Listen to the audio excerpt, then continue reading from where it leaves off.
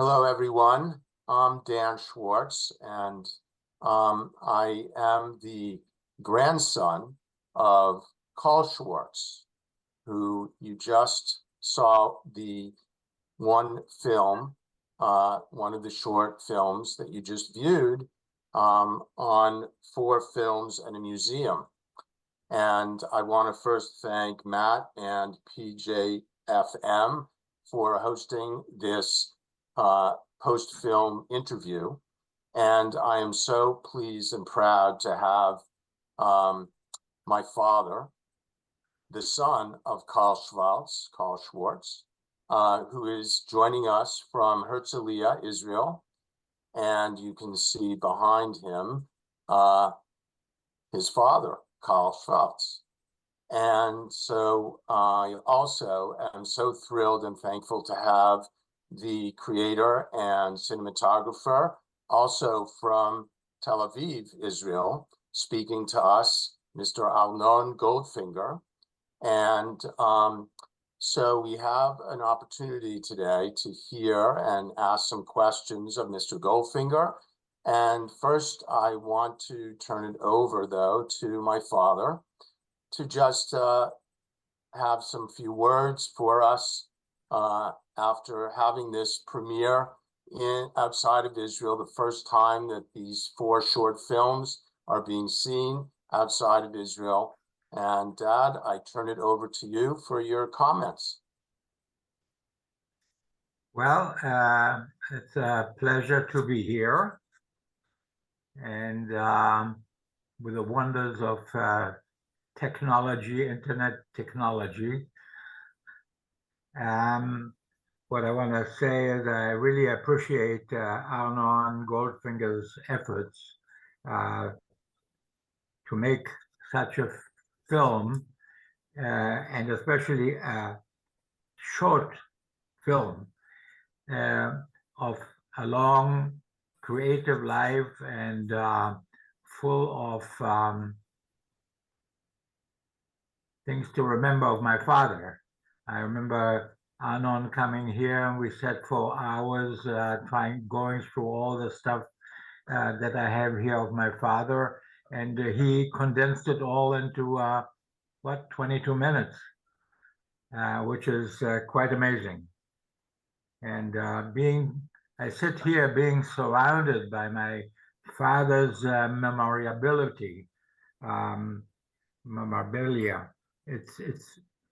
This room is full of it. His books, his paintings, his articles, his all the recordings I have of his many speeches that he gave. He really filled Israel, and especially the Tel Aviv area in the 1930s was new culture and new art that was really missing. And I just want to listen to what Arnon has to tell us about making that film and the efforts that he put into it. So thank you all very much, and I'll sit and watch and listen. Very good. Thank you, Dad. So, Arnon, I want to maybe start off by asking you really how you came to work on this project to begin with. Understanding it was the 90th anniversary of the Tel Aviv Museum of Art, and my grandfather being the first director. But perhaps you can just give us a bit of orientation about how this happened for you. Yeah, well, first of all, I would also thank the festival to bring those films to the state for the first time. And I think it was even you, Dan, your initiative and idea. So I thank you and Michael and the Schwartz family that really allow me this access to this, as I see it, an amazing story, unknown story of your grandfather. It started as this whole project was a project that was initiated by the director of the museum in Tel Aviv, the Tel Aviv Museum of Art, with collaboration with the new foundation for TV and films, which it's a foundation that very concentrate on documentary filmmaking. And they advertise a call to make a short movie about something that has any connection to the museum. And the process was that I read about it. They sent me an email, asked me if I'm at all interested in it. And I met the lady that was in charge of this project in the museum. And she started telling me, all kind of stories in her head and locations that maybe would interest me as a documentary filmmaker. And suddenly she mentioned something about a guy called Dr. Schwarz, Dr. Karl Schwarz. I never heard about him. And in a matter of fact, I never thought how this institution really came to the world.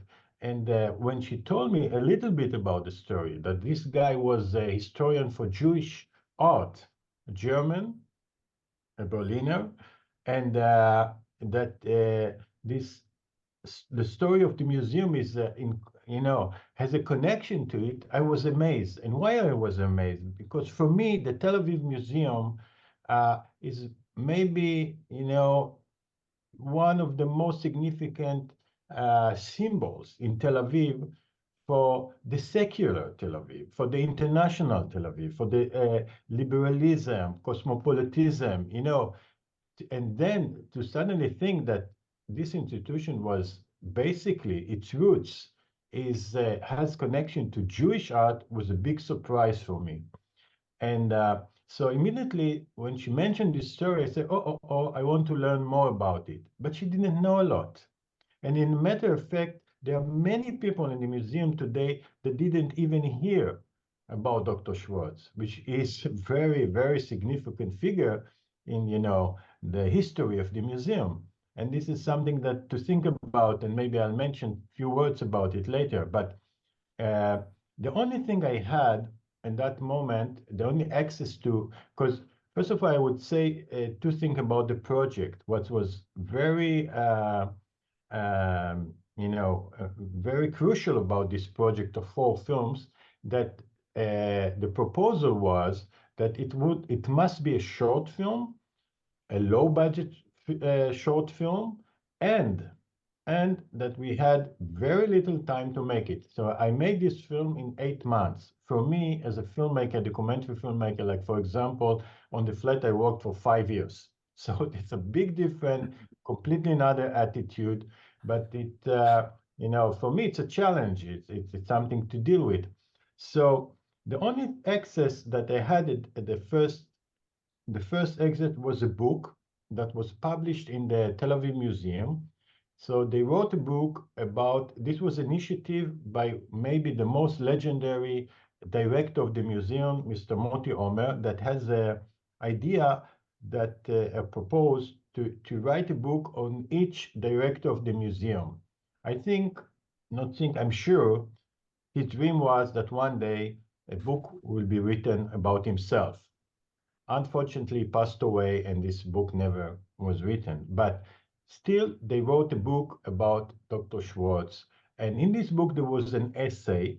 It was an academical book about Schwarz. And this was the first access to the story for me as a filmmaker. And the first thing after I read and was amazed from this article was to try and figure out who wrote it. And it was written by one scholar, Dr. Hannah Schutz from Berlin, and the associate was Ruth Feldman, a curator in the museum. So I had to build very fast this proposal to the new foundation and see if they are interested at all in the project, in my proposal. So got in touch with Ruth Feldman, and she, of course, had things to tell me. And at the time, she told me, the whole initiative of this book was really pushed by the 2 sons of Dr. Karl Schwarz, Chaim and Michael Schwarz. I know that Chaim is not alive anymore, and I know that Michael Schwarz is living now in the United States. And I say to myself, oh my God, how can I figure out Michael Schwarz in the States? It's impossible. You cannot find one Michael Schwarz in the States. And I was a bit depressed because I really wanted to be in contact with him. So the next morning, Ruth Feldman, one of the writers of this book, called me and she said, you know, during the night I have a dream. I had a dream and I had an idea. Maybe I would look at the information, you know, on websites, in the information for fonts, and look maybe for Michael Schwarz. And I found one guy that lives in Herzliya, and I just took the phone, called him, and this is the guy. And surprisingly, not just he lives in Herzliya and not in the state, he knows your mother. He's a very good friend of your mother. So that was the beginning of my, I would say, luck in this project, because at that moment I understand, yeah, I must do it. And I met immediately your father, and he opened his heart and information, and I felt, at that moment, I felt, yeah, I must do this movie. And of course, I must say, you know, from my other movies, I have very, you know, I'm sensitive to everything that is connected to German Jews and this culture. And I felt very secure in this area. I didn't know nothing about the story, but about the background, I felt I'm very knowledge. And it was important because I had to investigate and research the story very quickly. So I think that's the way everything started. Right. Thank you so much for that, Arnon. The next thing I'm interested is really delving into the film itself, if that's okay. And, you know, that we've all just watched this first initial film of the 4 films. Can you describe some of your decision-making, and maybe some of it's connected to the time that you said and the budget issue, but you did your own narration. It's your voice in the film as my grandfather, and that you also utilized his own writings as well as his own handwriting in the film, and any other special effects like the smoke that makes such an impression, or other effects that you think would be important to highlight. Well, I think as time goes by, very quickly I understood there is a lot of content. Now there's a lot to tell, and then I had to, you know, to break my mind how to tell it in 20 minutes. But this is like, you know, this is something to work with, because to edit, yeah, okay, it's a problem, but you have a lot of material. But immediately I realized that with the visual aspect and the sound aspect, I'm in troubles, because there are not a lot of archive material and not a lot of visual archive material. A lot of content material, I must say. Your grandfather, he wrote a lot. He wrote books, articles, autobiography, critics, reviews. So content-wise, I felt very rich. The story is very rich, and the story is very rich. But I had to think what's to do with the visual aspect, how to tell this story in cinematic way. And for me, cinema is, of course, visual and soundtrack. So it took me a while to get to the decision that I'm going to make this film from what I have under my hand. And what I had under my hand was lots of writings and publications, and not so many, but very powerful stills photos that your father gave me, but not so many. And so I had so I had to work with what I had under my hand. So and for me, it wasn't just a challenge, but it was kind of attitude, because although it was not a film about my family, I somehow in all my film, I tend to try to do it as intimate and private and personal. That's the word, not private, personal as I can. I really wanted to find a way somehow to enter not just the mind of Dr. Schwarz, which I could do through his writing, but really his soul, his character. And I somehow got identified with the guy because I think somehow, this German kind of looking at art a little bit from outside and with a lot of knowledge and thinking, I could identify with it from even my personal character.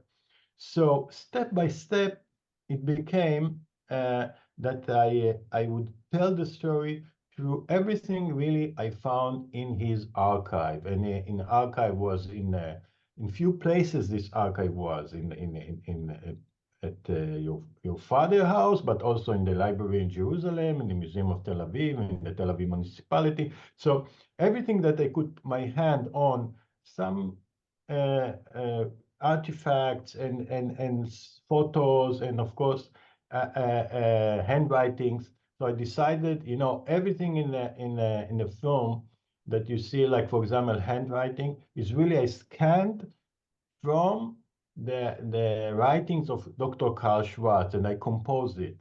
And everything I didn't, took from outside sources. So this way I thought I can compose something very personal. And then come the question of the voice. Mhm. Uh, the voice, first of all, the written dialogues or the monologues are everything from what Dr. Schwarz wrote. Some of them are direct quotation, and some of them are composition of different things that he said. But it's everything I try to compose through, not try, I did it from his writing. And, I could take, there were a lot of thoughts how to narrate it.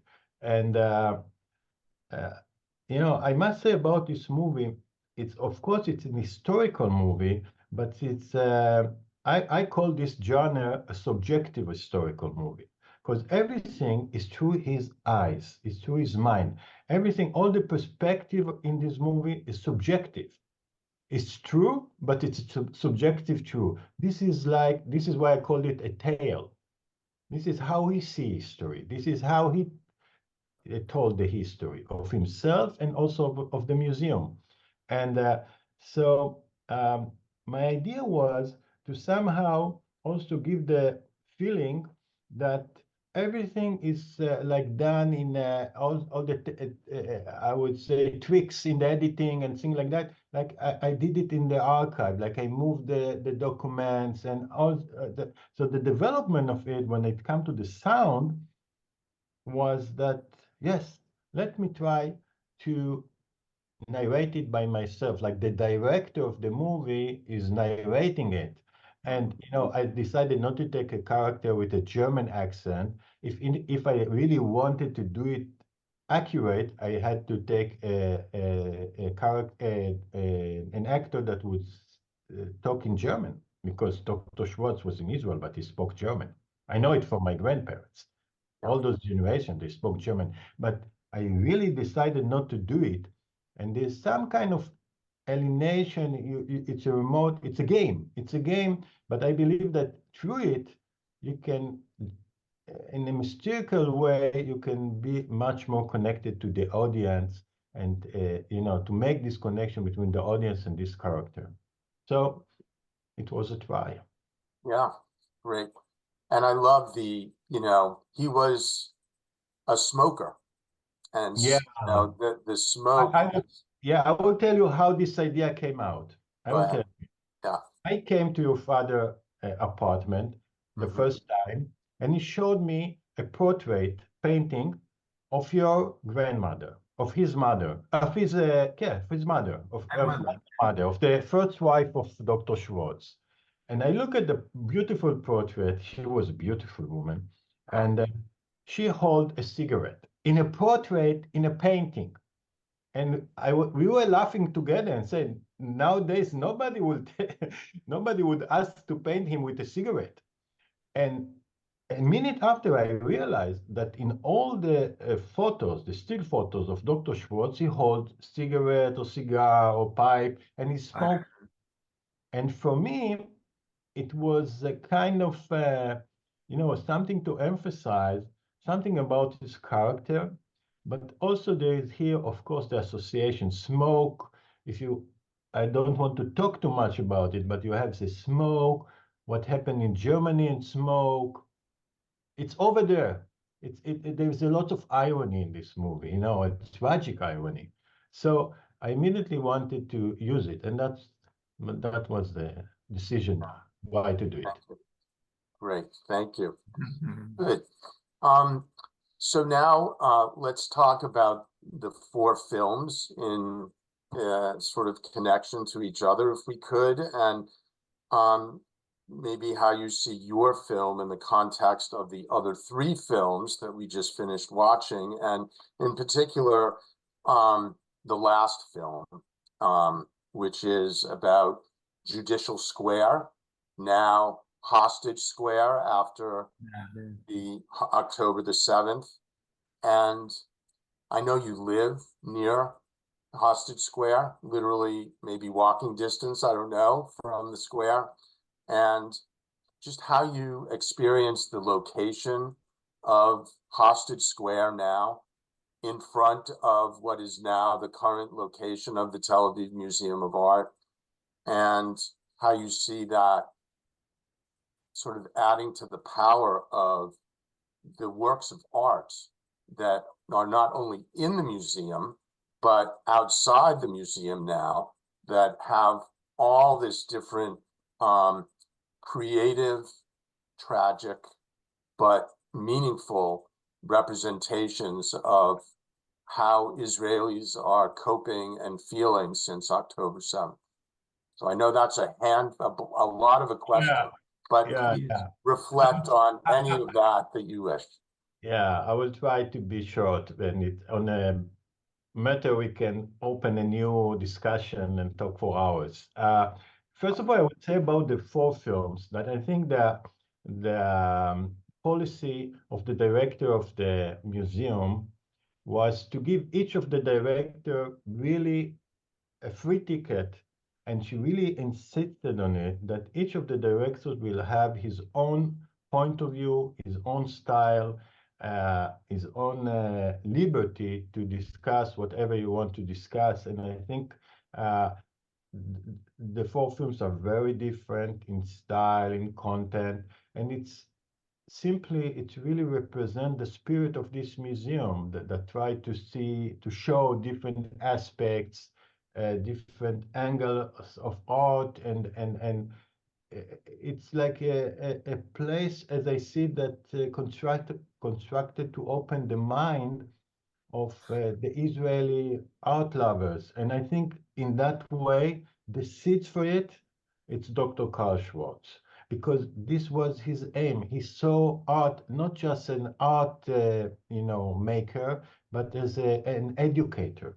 He was an educator that came to Palestine, at the time a place with no art at all, and he saw his mission was not just to bring good art, but to educate the people through art. And I think the museum is still working under that mission unconsciously, because the people today, before I made this movie, even Tanya, the director of the museum today, she confessed she didn't know nothing about the guy. And this is something that also reflects what's happening today in the Hostage Square. Uh, well, first of all, I think the Hostage Square is really a phenomenon, a unique phenomenon in the world. I don't think there is a square like this nowhere in the world. I'm not sure, but I didn't find any example, but there are squares that are famous for demonstrations, from Tiananmen and Maidan in Kiev, and of course in Egypt. But those squares were for propaganda, for demonstrations. Right. And most of the activity was not so long. We are now in the square for more than 5 months of day by day different activity. Of course, it contains unbelievable emotions and create amazing creativity. And the square is located, on the one hand is the museum, but on the other hand you have the Library of Tel Aviv and the Court of Tel Aviv and the headquarters of the IDF and the Ministry of Defense. So it's like a very symbolic, metaphoric place. I would tell you a secret, but because I'm so close, as you said, you know that I live not far away from it, I'm very often over there with my camera.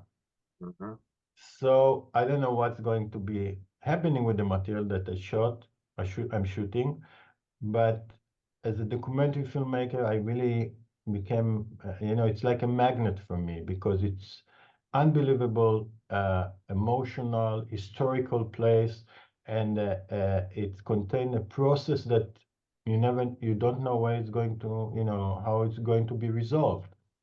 And I think the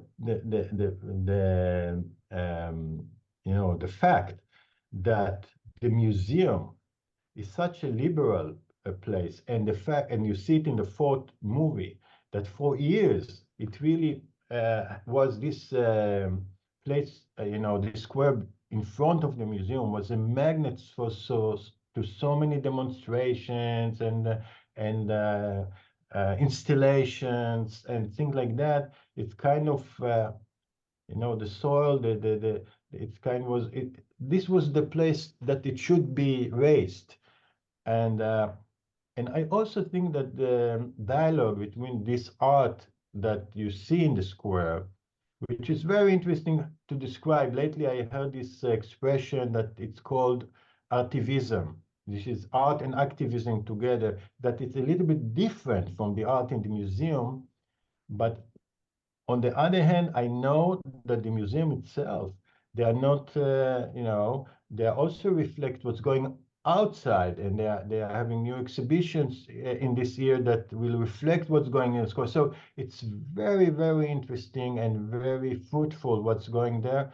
And I can just end and say I pray that it will end very soon, because everybody wants this square to be demolished, because when the hostage would come, there will be no need, maybe as a memorabilia, but no real need for the square. And everybody would just want that this square that is so lively will be gone. Yeah, right. Thank you. It sounds like it's just a most dynamic place, to be experiencing. And I really appreciate very much, Arnon, the time you've taken today to speak with us and to share some of your creativity and your ingenuity. And I can't thank you enough for taking the time today. And we wish you all the best in your future endeavors with your work, your great work that you've done. I should say you've already received 2 Israeli Academy Awards, and I wish you all the best in the future as well. So with that, we'll sign off and say thank you very much. Thank you. Tודה רבה.